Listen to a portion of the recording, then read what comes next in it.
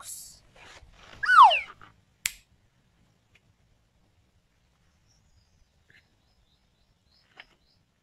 Three, two, one!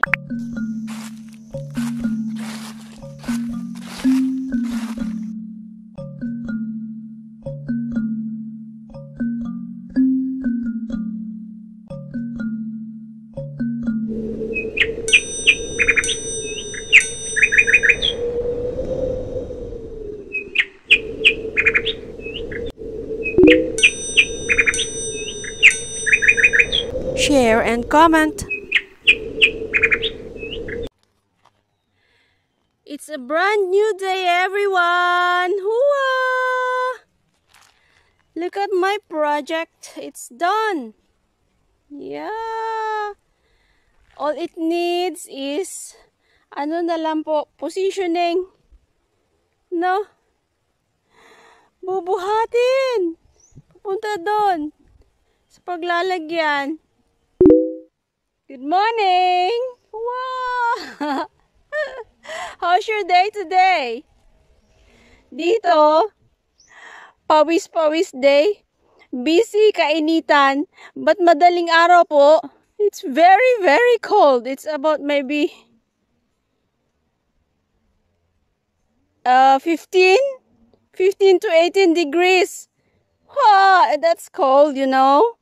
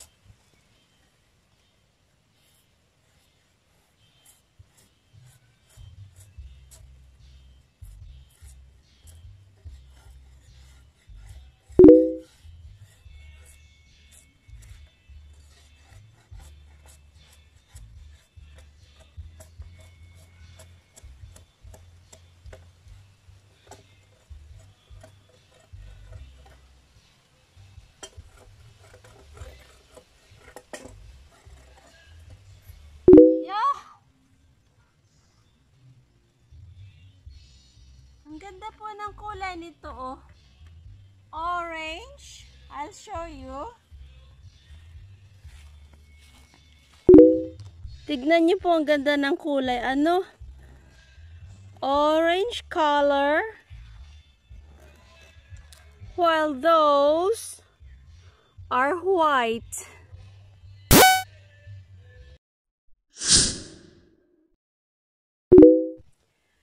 Everyone, look!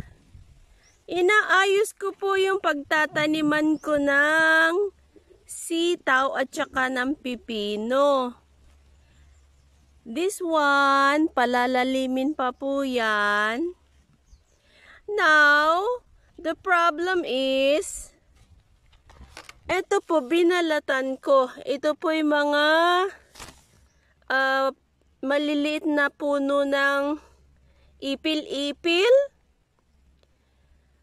You know what? Mahigit na po ito isang buwang nakapile. Pinagpuputol ko because I know I'm gonna use it. Kung saan ko siya magamit. Eh, napansin ko po, look! Sariwa pa pala. Eh, ang dami ko na pong nagawa. So, ngayon po, bubunutin ko ulit ito, kakayasin ko. Kasi it will give you headache. Pag po ito ay nagtumubo-tubo sila, ay di may kalaban pa po yung nutrition ng aking itatanim. Oh, little did I realize na ito po pala ay sariwa pa, samantalang 1 buwan na po yung mga napuputol. Ay siya. Ito po ay kukuhanan ko ng lupa doon sa itaas. Yung pong pinag-ulingan na lupa, siya po ang ilalagay ko dito. So, I have a lot of job. Bubunutin ko po ulit yan. Yan, ang ating pinagkayasan, sariwa pa pala naman. Looks dry. Ano po? It's not dry. Hi. Kaya naman po pala yung ipil, one of the sturdy na wild trees out there, no?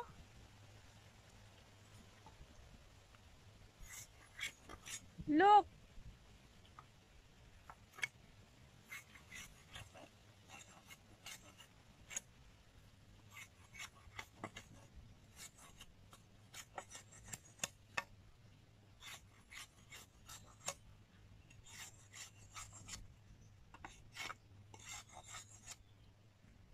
Look everyone, napakasariwa pa po, oh.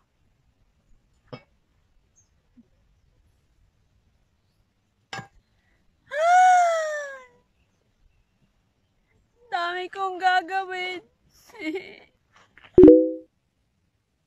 Ayan, nabunot na po. Yeah, gagawin ko ulit. Naman. I can do this. 3, 2, 1. Tada! Ipagpapatuloy po natin yan bukas. Dahil padilim na po, hindi po mainam na nagbabaon pa tayo ng mga